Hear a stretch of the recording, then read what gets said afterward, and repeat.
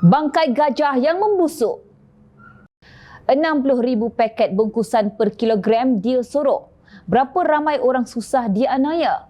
Tak ada rasa bersalah ke kau bagi anak sendiri buat kerja terkutuk ini? Ini antara rintihan dan kecaman rakyat ketika mana dua pengarah syarikat termasuk anak bekas Menteri Dalam Negeri Datuk Seri Hamzah Zainuddin dihadapkan ke Mahkamah Session Seremban pada 5 April lalu atas 9 pertuduhan mengemukakan dokumen palsu dan memiliki barang kawalan minyak masak melebihi had dibenarkan untuk tahun 2022. Muhammad Faizal Hamzah dan Azizul Abdul Halim bagaimanapun mengaku tidak bersalah sejurus pertuduhan dibacakan terhadap mereka.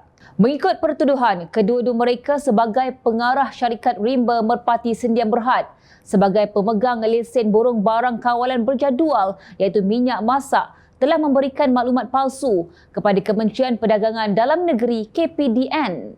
Maklumat itu diberi semasa mengemukakan maklumat dalam borang arahan mengemukakan dokumen atau maklumat yang berada dalam simpanan berkaitan barang kawalan di bawah Seksyen 8 Akta Kawalan Bekalan 1961 berhubung dokumen atau invoice penjualan minyak masak kepada Pasar Segar Din Maju.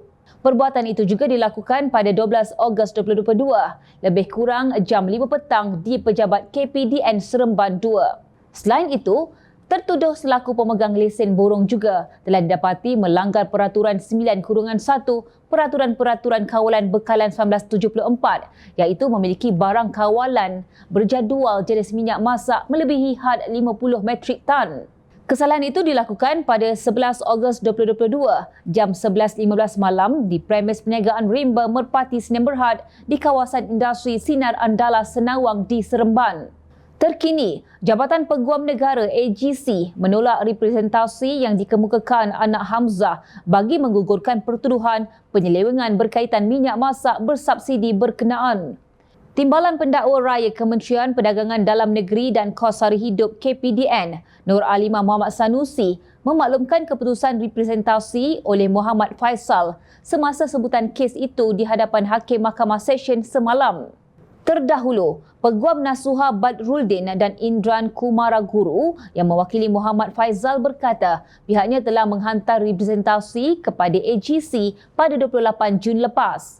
Mahkamah kemudian menetapkan perbicaraan kes selama 10 hari iaitu pada 5 Jun dan 3, 10, 17, 24, 31 Julai serta 7, 14, 21, 28 Ogos tahun depan.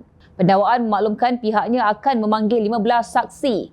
Pada prosiding itu, Peguam Hasnan Hamzah mewakili seorang lagi tertuduh Azizul Abdul Halim. Pada 5 April lepas, Muhammad Faisal dan rakan perniagaannya Azizul mengaku tidak bersalah atas 9 pertuduhan mengemukakan dokumen palsu dan memiliki barang kawalan minyak masak melebihi had dibenarkan. Sabit kesalahan boleh didenda maksimum RM1 juta atau penjara tidak melebihi 3 tahun atau kedua-duanya dan bagi kesalahan kali kedua dan seterusnya didenda maksimum RM3 juta atau penjara maksimum 5 tahun atau kedua-duanya sekali. Tahukah anda siapa Hamzah Zainuddin? Datuk Seri Hamzah Zainuddin ketika ini adalah ketua pembangkang yang pernah memegang jawatan sebagai Menteri Dalam Negeri ketika Perikatan Nasional menjadi kerajaan melalui tebuk atap yang juga didalanginya. Dan untuk makluman anda, kegiatan haram yang didakwa dilakukan oleh anak beliau berlaku pada tahun 2022 dikala Hamzah masih sebagai menteri. Bersalah atau tidak, ia terpulang kepada pihak mahkamah. Namun kekecewaan rakyat terhadap kejadian ini disebut sehingga ke hari ini. Sama ada Hamzah tahu atau tidak kegiatan anaknya juga menjadi persoalan rakyat jelata sehingga menimbulkan pelbagai persepsi. Bila difikirkan secara waras, patutlah pembangkang beria-ria mahu menjatuhkan kerajaan sedia ada. Rupa-rupanya pimpinan mereka dan kroni tidak tidur malam memikirkan tentang apa yang bakal dibongkarkan hari demi hari. Kini mereka sedang berdrama, kononnya dianiaya dan dizalimi Kerajaan Perpaduan Madani tentang isu peruntukan, sedangkan yang enggan berbincang adalah Hamzah. Kenapa? Kerana ingin menampakkan bahawa kerajaan menzalimi rakyat dan akan tumbang. Maaf PN Best, segala plot dan jalan cerita drama kalian dalam poket rakyat. Bolehkah bangkai gajah ditutup dengan nyiru?